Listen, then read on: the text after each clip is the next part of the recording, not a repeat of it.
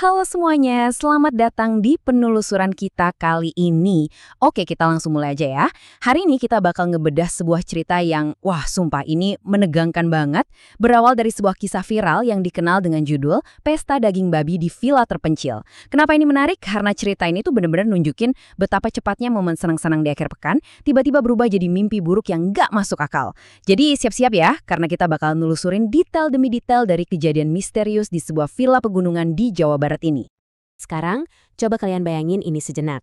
Pernah nggak sih kalian ngerencanain liburan akhir pekan yang super normal sama circle terdekat kalian?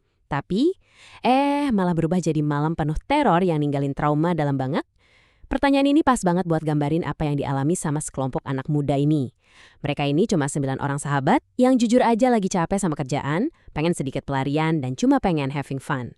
Nggak ada satupun dari mereka yang punya firasat buruk soal apa yang udah nungguin mereka di balik kabut pegunungan itu. Masuk ke bagian pertama, rencana pesta akhir pekan. Jadi, semuanya tuh bermula dari seorang cowok bernama Daniel.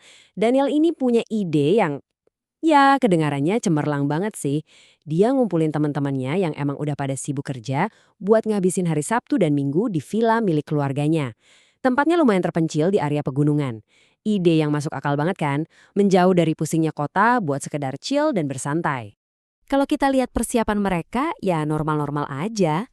Kayak kita kalau mau liburan. Bawa speaker buat nyetel musik, alat barbeque, minuman, dan... Nah, ini dia bintang utamanya malam itu. Daging babi panggang. Salah satu teman mereka, Stefan, antusias banget karena dia emang hobi masak. Dia bahkan udah nyiapin bumbu rahasia buat manggang daging ini.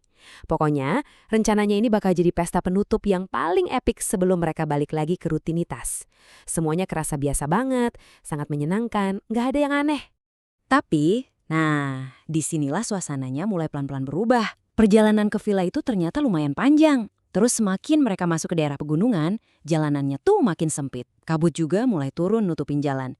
Dan yang paling bikin deg-degan, sinyal HP mereka bener-bener hilang total. Nol, terisolasi dari dunia luar. Uniknya, di dalam mobil mereka masih asik aja tuh nyanyi-nyanyi dan bercanda.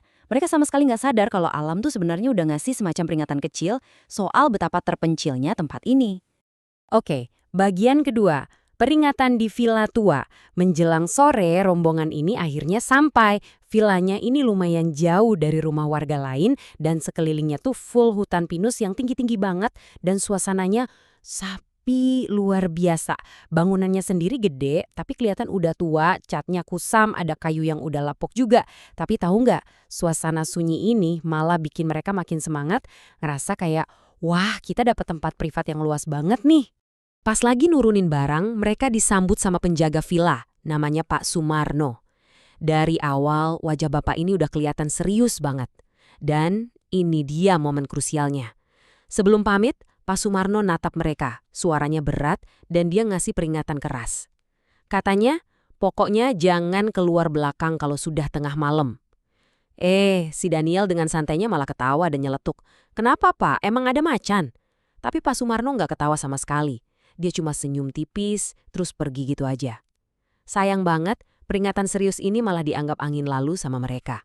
Coba kita lihat lini masa ini bentar deh, biar kalian kebayang seberapa cepat malam itu berubah jadi kacau. Dari kedatangan yang super semangat di sore hari, suasana mulai kerasa aneh di jam 10 malam pas anjing penjaga mulai gelisah. Terus puncaknya mulai berasa di jam 11 pas listrik mati total, dan meledak jadi teror absolut di jam 1 dini hari. Rangkaian waktu ini tuh ibarat peta kita buat masuk ke dalam mimpi buruk mereka.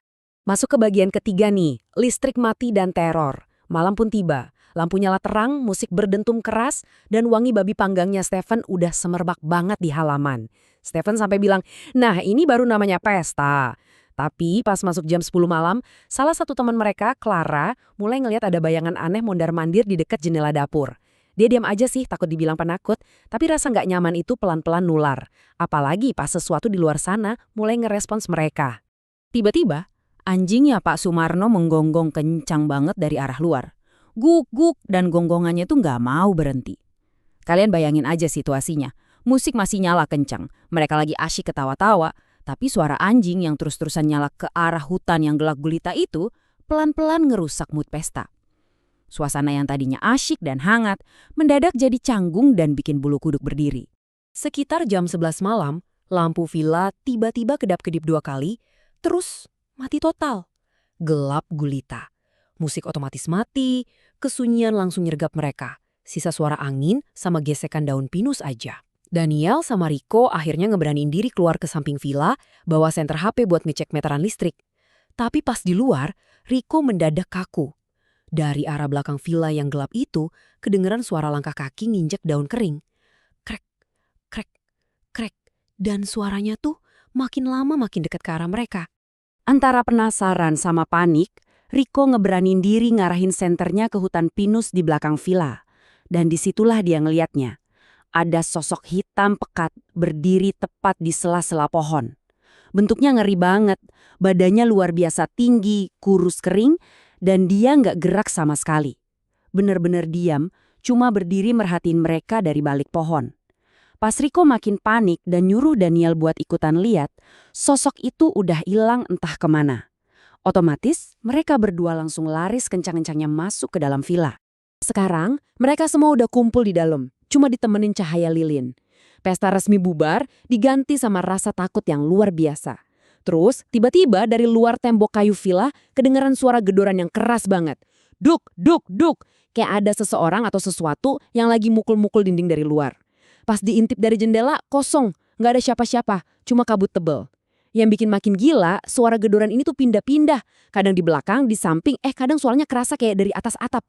Beberapa temen cewek, termasuk Lina, udah mulai nangis histeris minta pulang detik itu juga. Oke, kita masuk ke bagian 4, sosok menyeramkan di dapur. Terornya ternyata belum kelar. Sekarang kita maju ke jam 1 dini hari. Dalam suasana yang udah panik dan tegang banget itu, Clara ngerasa haus luar biasa.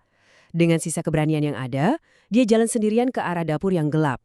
Niatnya cuma mau ambil air minum. Awalnya sih semuanya kerasa normal-normal aja ya. Nggak ada suara aneh waktu dia masuk ke situ. Sampai akhirnya, pas dia balik badan di dapur, Clara ngelihat ada orang yang lagi berdiri mematung di dekat meja makan. Posisinya ngebelakangin Clara. Ya, namanya juga manusia ya. Dalam kondisi remang-remang, otak Clara pasti langsung nyari alasan logis dong.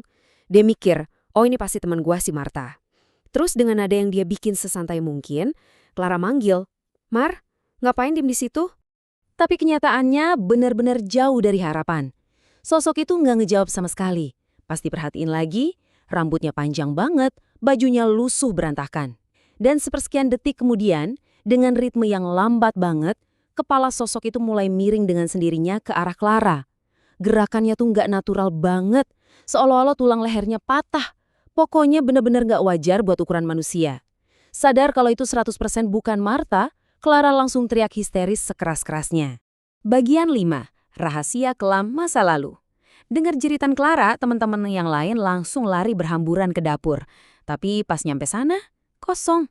Nggak ada siapa-siapa, yang ada cuma sisa kekacauan, piring-piring udah jatuh berserakan pecah di lantai. Malam itu akhirnya mereka lewatin dengan ketakutan yang benar-benar parah, melek terus sampai matahari terbit. Pagi harinya nggak pakai lama, mereka langsung nyari Pak Sumarno buat minta kejelasan. Mereka butuh tahu, sebenarnya apa sih yang ngintipnya mereka semalaman itu? Dihadepin sama muka-muka pucat anak muda yang trauma ini, Pak Sumarno akhirnya nyerah dan ngebongkar rahasia kelam tempat itu. Ternyata nih, area tepat di belakang villa, iya, hutan pinus tempat Rico ngeliat sosok tinggi dan asal suara gedoran misterius itu, dulunya adalah bekas rumah tua yang habis kebakaran puluhan tahun lalu. Sejak kejadian itu, warga lokal percaya banget kalau area tersebut nggak pernah benar-benar kosong. Makanya, pantang hukumnya buat orang kampung ngelewatin area belakang villa kalau udah malam. Pak Sumarno jujur, awalnya dia mau ngelarang mereka pesta sampai larut, tapi dia segan dan takut dibilang berlebihan sama tamu dari kota. Efek dari malam itu, wah, permanen banget buat mereka. Abis dengar cerita Pak Sumarno, rombongan Daniel langsung beres-beres kilat dan cabut dari sana detik itu juga. Daniel bilang gak ada satu pun dari mereka bersembilan yang sudi balik lagi ke sana. Sampai hari ini, villa besar itu kabarnya masih berdiri kokoh di tengah hutan pinus. Tapi bener-bener dibiarin kosong terbengkalai. Dan yang bikin makin merinding, warga sekitar sering bilang, di malam-malam tertentu, kadang masih kedengaran suara musik sayup-sayup main dari dalam villa. Padahal tempat itu udah lama banget gak ada penghuninya. Dan kisah ini nyisain satu pertanyaan yang lumayan bikin kepikiran ya.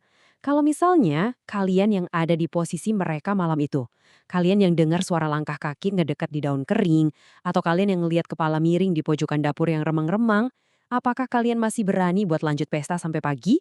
Sebuah pertanyaan yang pasti bikin kita mikir 2 kali kalau mau ngeremehin peringatan lokal di tempat baru.